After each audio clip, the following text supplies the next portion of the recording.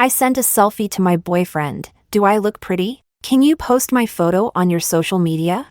My boyfriend didn't reply, but 5 minutes later, his best friend posted my picture, captioning it, "Damn, she's gorgeous." Chapter 1. Michael is my boyfriend's childhood friend, and we share quite a few mutual friends. The long chain of comments under the post, all saying, reminded me of this fact. This wasn't some prank that was visible only to me, it was public. I haven't interacted much with Michael. Most of what I know about him comes from what Marcel and our classmates say. He comes from a wealthy family and is exceptionally capable. These qualities give him the confidence to be reckless and arrogant. But that doesn't mean I should tolerate his nonsense. As Marcel's girlfriend, I've always maintained a respectful yet distant relationship with his friends, confident that I've never offended Michael. So why is he publicly humiliating me? And how did he even get the photo I sent privately to Marcel? With these questions in my mind, my hands trembled as I opened our chat and dialed his number. No answer. I frowned, and just as I was putting my phone down, my best friend's call popped up. "Rebecca, get to the campus cafe. Quick! Marcel and Michael are fighting. It's intense. Hurry!" Chapter 2. When I arrived at the cafe, it was during class hours, yet a large crowd was gathered outside. Seeing me, the crowd quieted down, and they even made a path for me, watching me with curiosity. Ignoring their stares, I rushed into the cafe. The elegant cafe was in chaos. Tables and chairs overturned everywhere. It was clear that a fierce fight had just taken place here. Marcel and Michael, who had caused all this mess, both had bruises on their faces but remained calm. They even started tidying themselves up amidst the disarray. I couldn't tell whether Marcel had won or lost. Judging by his more severe injuries, he seemed to have lost. But in another sense, he won, as there was a petite, pretty girl by his side. The girl wore a white dress, tears rolling down her innocent-looking big eyes as she carefully wiped the blood off Marcel's face. Of course, I recognized her. She was Coral, a dance major at our school, and Marcel's childhood friend. I knew her because Marcel had saved her contact with a heart emoji. When I discovered it, he explained, Coral's name had the word heart in it, which automatically brought up the heart emoji. Coral thought it was amusing and wanted all her friends to save her contact that way. Marcel thought it wasn't a big deal and went along with her wish. I half believed, half doubted his explanation, but seeing her crying intimately by Marcel's side now made me realize my trust had been misplaced. Coral had always been hostile toward me. Her gaze, filled with venom, locked onto me. She ran over, pointed her finger at my nose, and spoke from a moral high ground. "Rebecca, how can you still show your face here? You already have Marcel. Why don't you cherish him? Flirting with 2 men at once, do you find it exciting? Michael and Marcel are best friends." Coral's eyes were still red from crying, her voice sharp enough to pierce my eardrum. Annoyed, I rubbed my ear and moved her hand away from my face. "No one told you that pointing fingers is rude?" "Rude? You, the woman who's unclear with her boyfriend's best friend, are talking about manners?" Coral grew even angrier, raising her other hand to slap me. I squinted, grabbed her wrist, and pushed it away forcefully. What is this? A fragile girl bravely fighting against the evil woman for love? Are you a dancer or a stand-up comedian? Is nonsense encoded in your DNA? She stumbled back, looking at me in disbelief, her eyes welling with tears again. Marcel, how could she? I turned my head, rolling my eyes. Michael, who had been calmly tidying his clothes, chuckled at this silent moment. Instinctively, I looked at him. He had reverted to his usual smug demeanor. He walked over leisurely, exuding an aura that felt overwhelming, as if a mountain had appeared behind me. Michael's voice was lazy, but his words were sharp when he looked at Marcel. "Marcel, are you really going to let your little girl throw a tantrum like this?"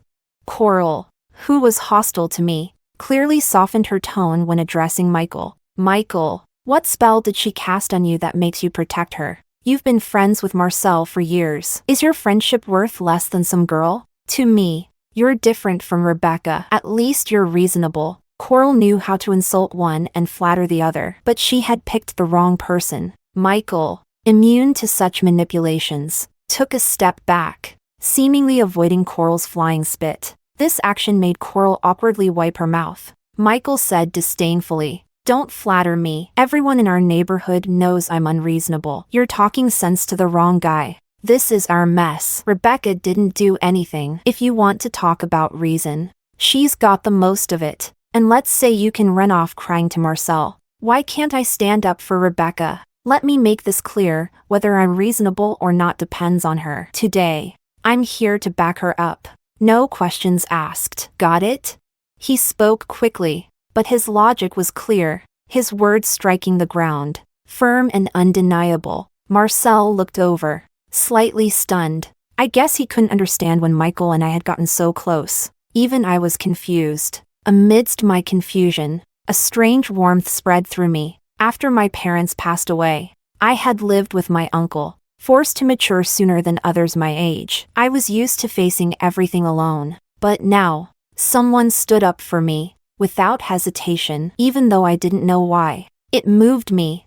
Marcel silently stood up and grabbed Coral's slender wrist, pulling her behind him, ignoring my presence altogether. By doing so, he was acknowledging Coral as his little girl. He rubbed his temples, his voice tired. "Coral, enough." Outside, there were still students watching, even taking pictures. Without even thinking, I knew what would happen next. Soon, the scene of Marcel from the law department shielding the dance department's bell behind him in front of his girlfriend and his close buddies will go viral on our school's social media platforms. Did he even consider my feelings?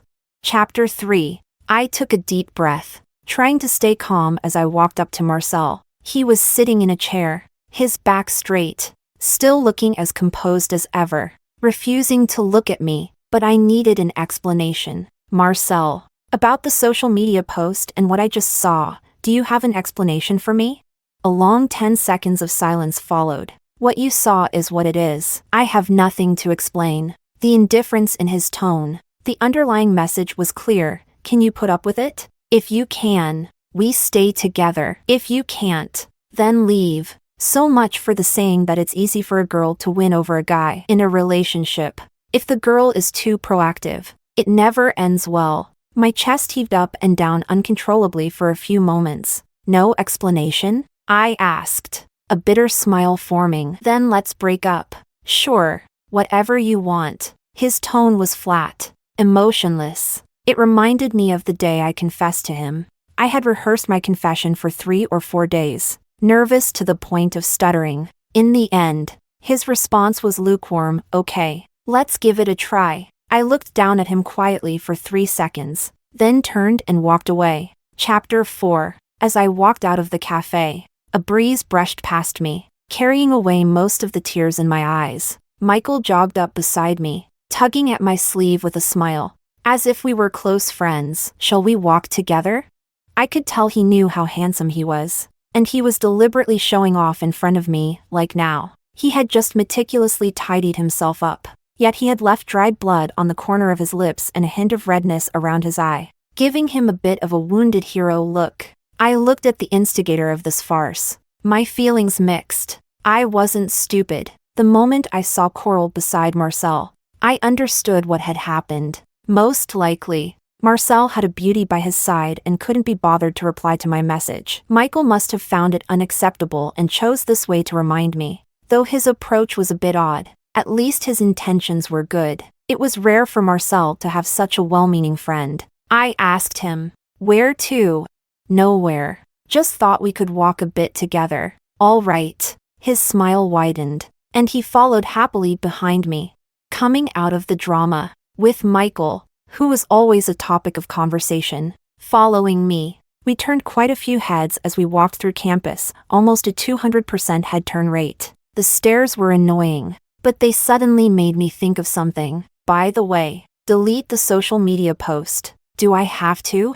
"You don't, but I'll slap you." With my firm stance, he reluctantly took out his phone and deleted the post. His 6-foot-plus frame drooped, a pitiful expression on his face. It reminded me of my grandmother's old yellow dog, chained at the door, unable to reach the meat. He really looked like a big puppy. This strange thought passed through my mind, but I quickly suppressed it. At the campus gate, I said goodbye. I'm heading home. Thanks for everything today. No matter what. It was meant to be a casual thank you, but his complex mind led to a meaningful reply. Why thank me? It was the right thing to do. Chapter 5. In just over an hour. Screenshots of Michael's social media post. The fight between Michael and Marcel in the cafe. And videos and photos of Marcel protecting Coral in front of me were all over the school forum. The discussion was intense. Titles like a love quadrangle of ultimate suffering. She loves him. He loves her. She loves another were everywhere. Ridiculous. So, the first thing my gossip-loving best friend said when she got back to our shared apartment was, "Rebecca, did you see the school forum? These people are something else. Even Hong Kong tabloids would want to learn from them." I snorted and went back to my BBC listening practice. Bunch of nutcases. Before putting my headphones back on, I saw Alicia give me a thumbs up. Genuinely impressed. I was ready to skip morning classes tomorrow to take you out for a night of partying, or to go beat up those jerks. But here you are, studying as if nothing happened. Career-driven queen. You're amazing. No, really. Are you that calm because you never actually liked Marcel? My pen paused.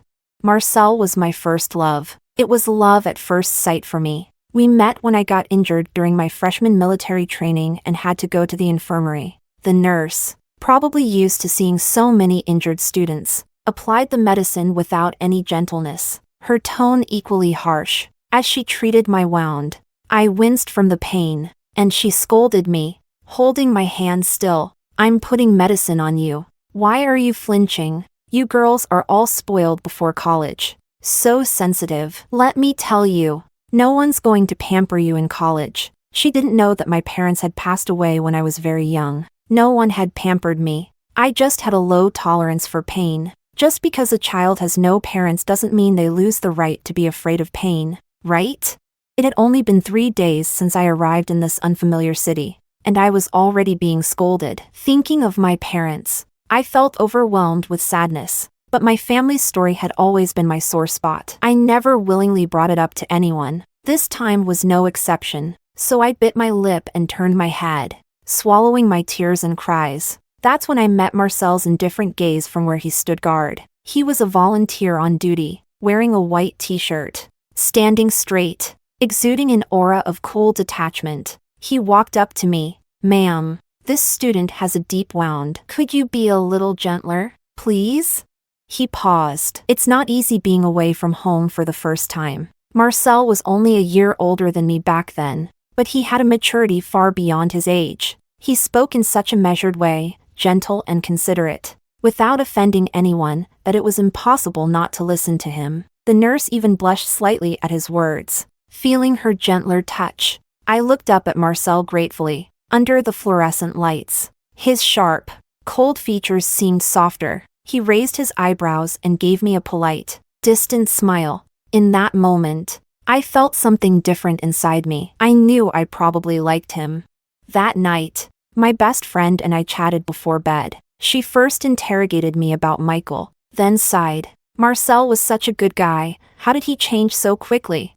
I thought for a moment, then smiled. Because I changed. Chapter 6. The next morning, we had an elective at 8 a.m. A unique class offered by our school called Love Theory and Practice. I managed to sign up for it thanks to Alicia's fast hands and helpful nature. I arrived just in time, and the large lecture hall was packed. This class was always popular, and those who were late usually had to sit on the steps. Resigned. I was about to find a spot to sit when I saw a pale hand lazily wave at me from the back row. It was Michael. My eyes lit up, and I walked over without hesitation. Not sitting in an available seat out of fear of gossip would be foolish. Just as I sat down and was about to put my bag down, the teacher suddenly called his name. "Michael, present." The teacher seemed surprised. "That's rare, Michael. Why are you here today? Didn't you say you'd ace this class without even attending?"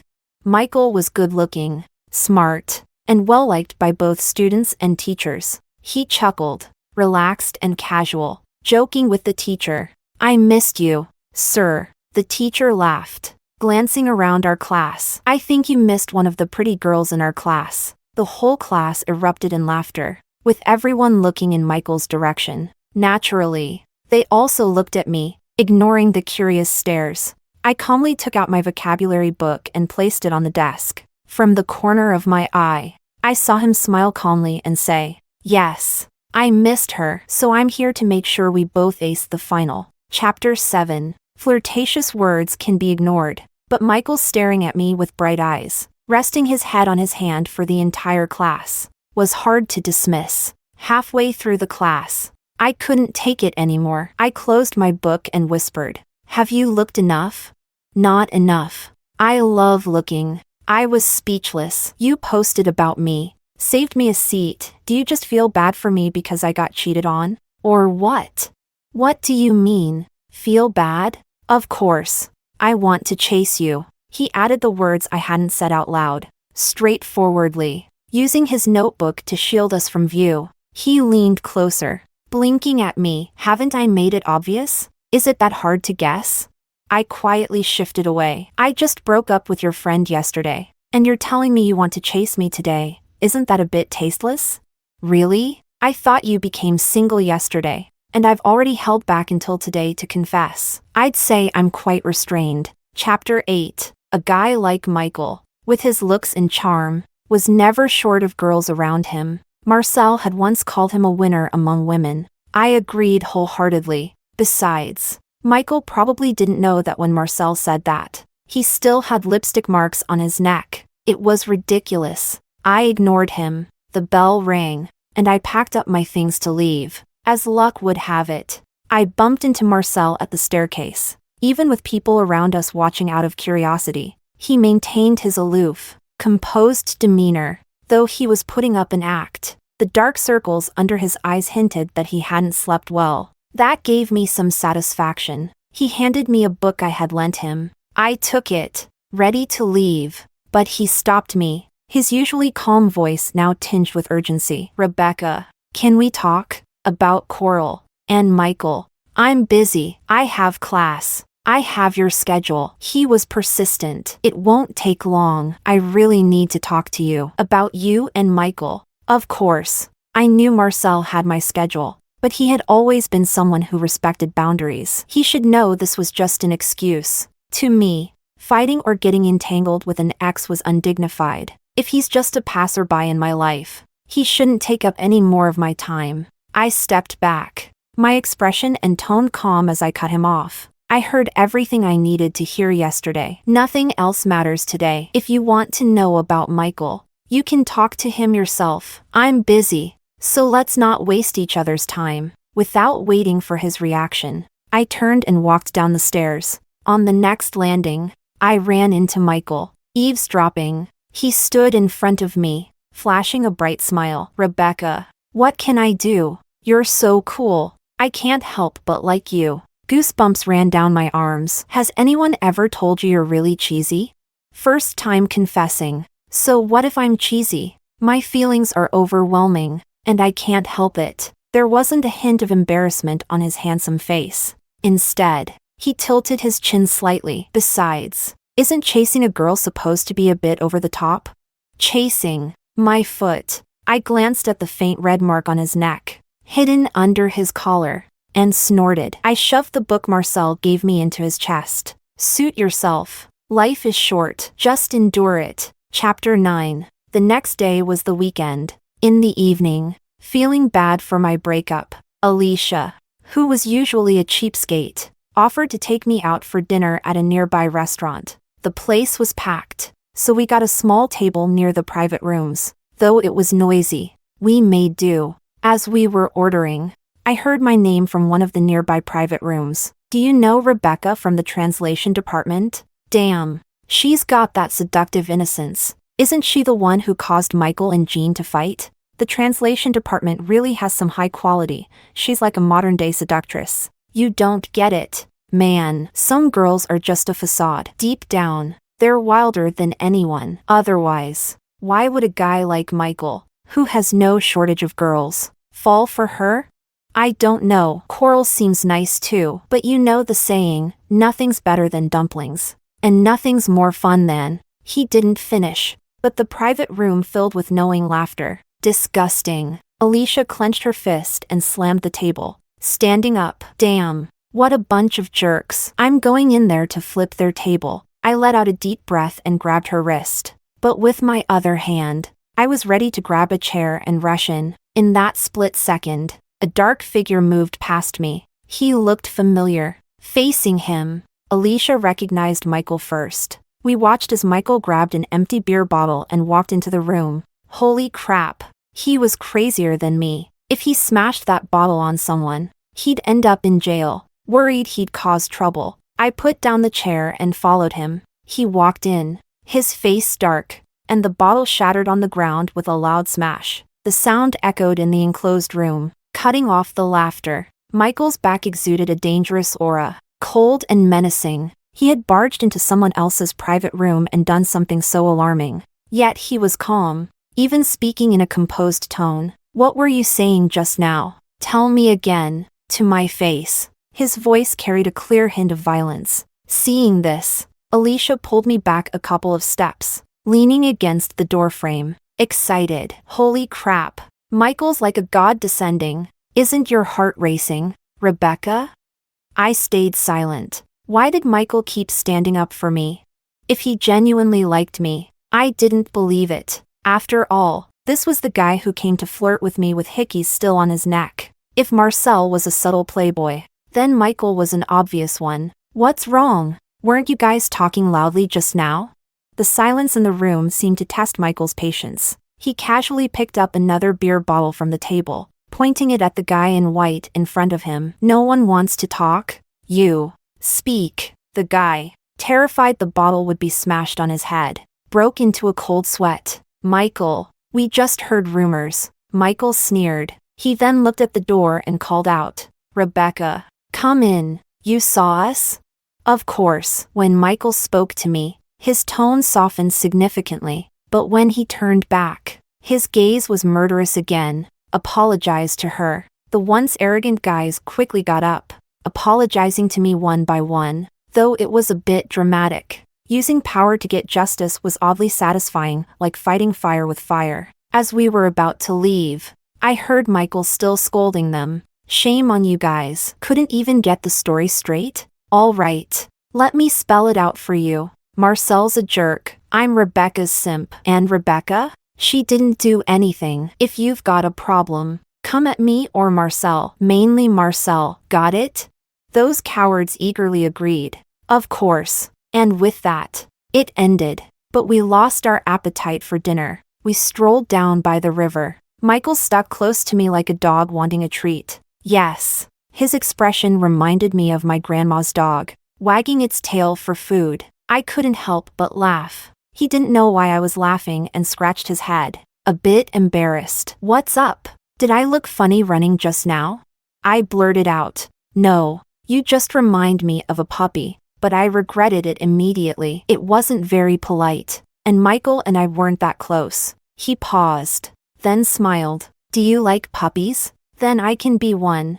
Alicia, standing nearby, made a face, groaning. What's with the cheesy lines? I need a breather. She wandered off. Michael was thrilled, moving closer to me. Rebecca, I still owe you an apology. I wasn't thinking clearly the other day. I was so focused on teaching Marcel a lesson. I didn't consider how it would affect you. It's lucky I overheard those jerks today. I'm really sorry. I was surprised, raising an eyebrow at him. His first thought was to apologize, not to ask for something in return. Maybe I'd misjudged him, feeling a bit ashamed of my earlier thoughts. I awkwardly pressed my lips together. You've stood up for me twice now. Michael, thank you. Really, without you, I wouldn't have found out about Marcel and Coral. He stopped walking. You don't need to thank me for that. Rebecca, people are selfish. The night breeze tousled his dark hair. He looked like a young man filled with his own kind of pride. His voice, carried by the wind, was a bit faint, but every word reached my heart. Rebecca, I like you. I really like you. Making you break up with Marcel wasn't entirely for you. It was also so I could have a chance to stand by your side, openly and honestly. That's all. Chapter 10. Sometimes I really envy time. It has no emotions. It just keeps moving forward, day by day. It doesn't get thrown off because someone cheated on me or because someone confessed to me by the river out of nowhere. In the blink of an eye, more than a month had passed. I was selected by the Academy to participate in the simultaneous interpreting competition of the International University Translators Contest, hosted by our school. This competition is highly prestigious in our field, and being on home turf, it was incredibly important to me. I spent day and night in the library preparing. Michael, after hearing about it, tactfully said he'd wait for me to come back victorious. He wasn't just saying it either. On Friday, during an elective class, he, who never usually attended, showed up early just to save me a seat at the back of the classroom so I could study peacefully. Not bad.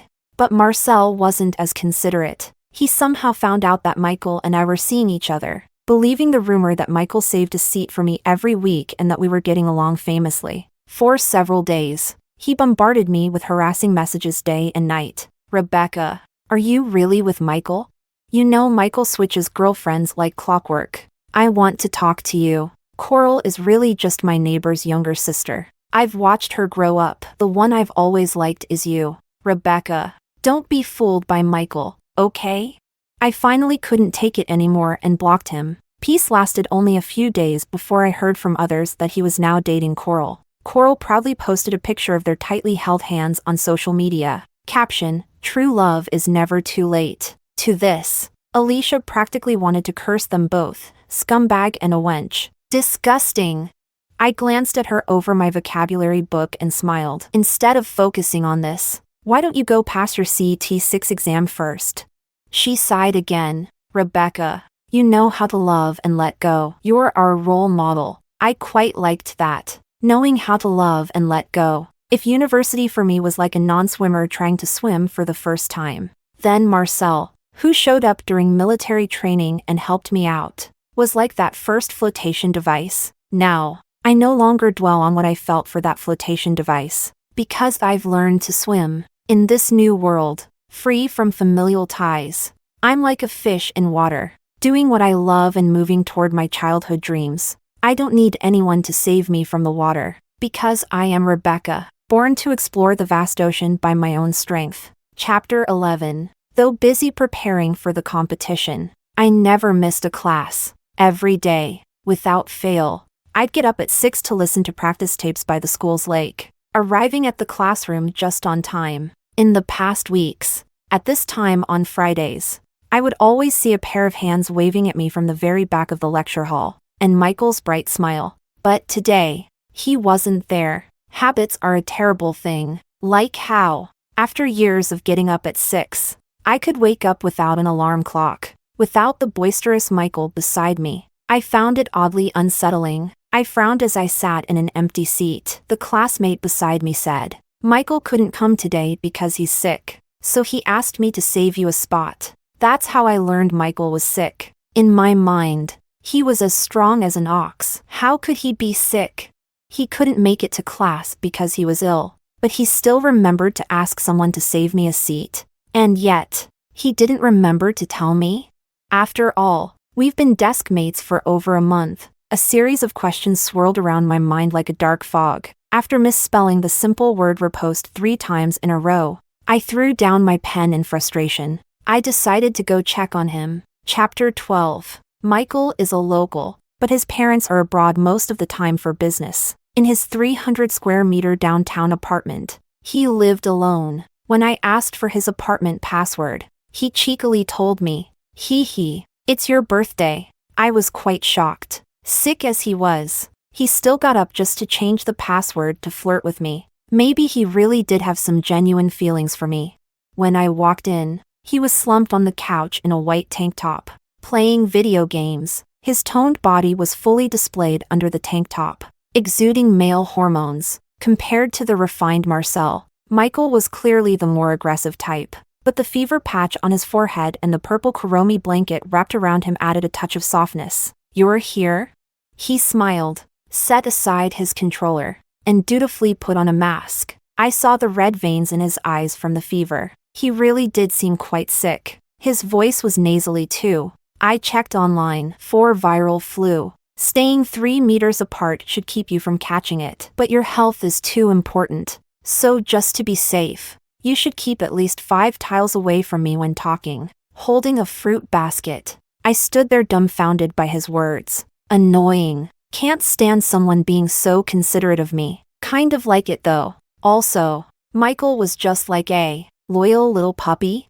Chapter 13. Plans never keep up with changes. I never expected that just by visiting Michael, I'd end up studying at his place. Probably because of that floor-to-ceiling window in his house, overlooking the bustling CBD. Ever since I was little, I dreamed of studying by a window like that. From the first light of morning until the setting sun, and right in front of that window was an enormous desk and a reading lamp. Who could resist studying there? Thick-skinned, I said, Michael, I have an unreasonable request. Go ahead. Can I read by your window for a while? I promise not to bother you. Actually, you could make 100 times more unreasonable demands, and I'd still agree. He sounded a bit disappointed and a bit surprised. Go ahead and read. I'll go rest in my room for a bit. The cleaning lady will come by later. And so, I stayed there reading, completely ignoring my original reason for coming. For 4 hours straight. I get deeply absorbed when I'm reading, so when I took off my headphones and looked up at the thousands of lights illuminating the night, I was quite startled. The cleaning lady had come. As I was stretching by the bed, she handed me a brown notebook she'd found while cleaning, unsure of where to put it. I was a bit shocked that Michael would even keep a diary. Taking the hefty book, I noticed the creased pages, showing it had been with him for quite some time.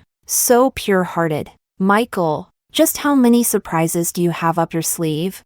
Chapter 14. As it turns out, there really was. Because when Michael's diary was left open on the table and blown by the wind, I accidentally caught a glimpse of my name on one of the pages. Wow. I was stunned. Holding the diary, I paced back and forth in front of Michael's room door, feeling a mix of emotions. I heard a weak voice from inside. By the way, you can read anything in the pink clip. Sure enough, there was a pink heart-shaped clip in the diary, holding together about a dozen pages.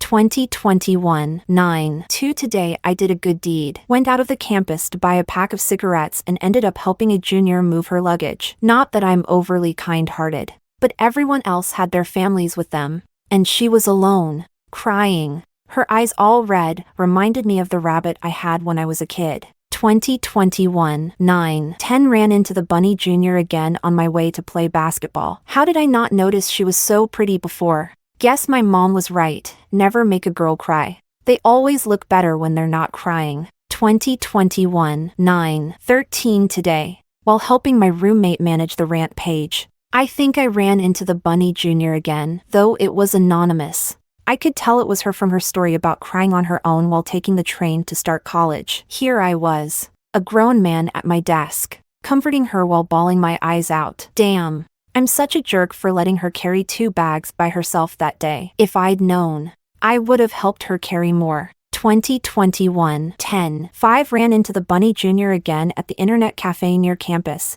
Turns out she's working part-time as the admin there. Damn. Fate really is something you can't avoid. Turns out her name is Rebecca. I teased her and kept asking her for ramen and sausages, but she kept her head down studying. Never even recognized me. Heartless Bunny Jr. 2021-10-6 Can't go to the internet cafe anymore. Michael. 2021-10-7 Can't go to the internet cafe anymore. Michael. 2021-10-9 Damn it. Why is my diary full of Rebecca? She's on my mind all day. Every day. Man, I'm such a hopeless romantic. I think I might be in love. 2021-11-7 Marcel. Screw you. 2022-11-15 Sorry for adding Rebecca on WeChat this way. I blocked her posts. And Marcel's too. Damn it. He's such a hothead. 2022-12-13 Damn. This really sucks. Never had a single proper relationship. Yet I've been misunderstood as a player 13,469,464 times. I'm tired. Being handsome is really a curse from above. 2022-1-1 And he even asked me to celebrate New Year's with him. How unlucky. Celebrate? Celebrate your damn uncle. 2022. 2. 7. Do people really date for 3 months without breaking up? Just end it. Marcel. 2022. 9. 15. Today, I told Marcel, if you can't take care of Rebecca properly, let me do it. He actually started a fight with me right in front of Coral. What an idiot. Rebecca was there too. She definitely doesn't look as pretty when she's crying. 2022. 9. 18. I don't use pretty to define you. I use you to define pretty. Damn, you're beautiful. Feeling a complicated mix of emotions, I closed the diary and held it against my chest. Knocking on the door, I heard my voice sound a bit strained. Michael, why did you purposely let me see this? He called out loudly, being too subtle won't work. Whether you like me or not, love should be spoken out loud. Is it wrong for me to use a little strategy to chase after a girl?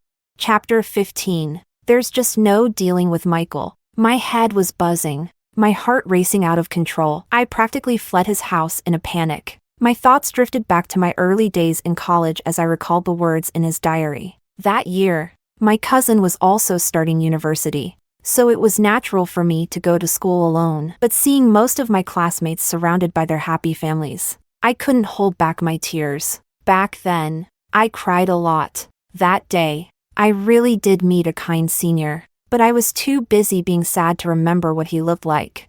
Not long after school started, I saw a flyer for a confession page on campus. It was a place where you could freely vent your negative feelings. That day, I'd just gotten a call from my aunt and uncle telling me not to come home for the Mid-Autumn Festival. My aunt said they were going on a family trip to Hainan, and no one would be home. She probably said family without much thought, but it really stung. That night, I registered a new account, bought 3 bottles of beer from the supermarket, my first time drinking, and spent 3 hours pouring my heart out on that page. The confession page replied, "It's unfortunate. Life isn't a blank slate. We all have our own background colors. But the fair thing is, we each have just one pen. As long as you're willing, you can use that pen to paint your life's picture beautifully. Also, welcome to one of the top universities in the country. This is a remarkable chapter, and I'm sure your parents are proud of you." That message, it turns out, was from Michael. As for working part-time as an internet cafe admin, I could barely remember that myself. In fact, I took on quite a few different part-time jobs during college. Compared to delivery jobs, that one was certainly easier. I could study while working. But eventually, the boss fired me for refusing to wear a bunny girl costume and focusing only on my studies. The first time I added Michael on WeChat, I remember Marcel asked me to do it after a meal. He said, "This is my closest bro. You'll be seeing him often." Michael, on the other hand, just smoked arrogantly without even glancing at me. Who the hell is your bro? Who the hell is going to see you often? Back then, I thought Michael just didn't like me and didn't think much of it. After adding him on WeChat and exchanging names, we never spoke again. I even asked Marcel, "Does Michael not like me?" Marcel hugged me with a grin. He's probably jealous of how happy I am. After all, having such a great girlfriend would make anyone envious. And that was that. Thinking back now, all these seemingly insignificant moments, Michael was part of them too?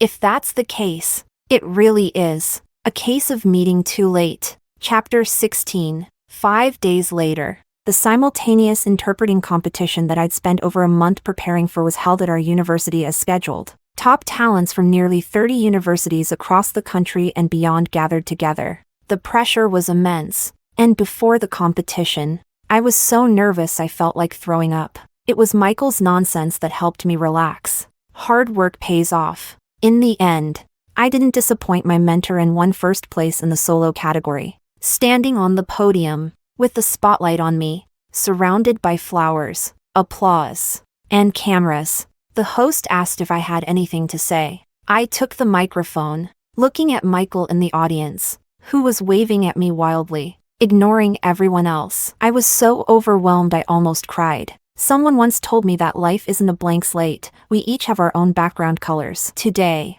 I've won this trophy, and I believe that even gray and black cardstock can be colorful. Thank you, everyone. And thank you, Rebecca. Thank you for loving yourself. Thank you for not giving up. Thank you for holding that pen in your hand, carefully drawing every stroke. Chapter 17. The next day, during an elective class, with a weight off my shoulders, I walked into the classroom half an hour early. My steps light. I thought I'd save a seat for Michael today, for a change, but he still arrived before me.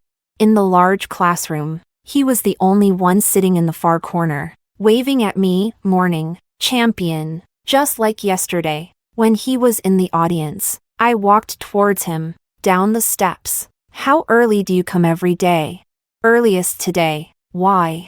He raised an eyebrow, smiling smugly. I figured you'd come early today. Wanted to see my goddess sooner. My gaze lingered on the dark red marks on his neck. Suddenly, I thought of something. The first time I saw that, I thought it was a hickey. It was only later, when I saw the ointment at his place, that I realized he had pityriasis rosea. He covered his neck, grinning mischievously. Wow, you're already jealous this early in the day?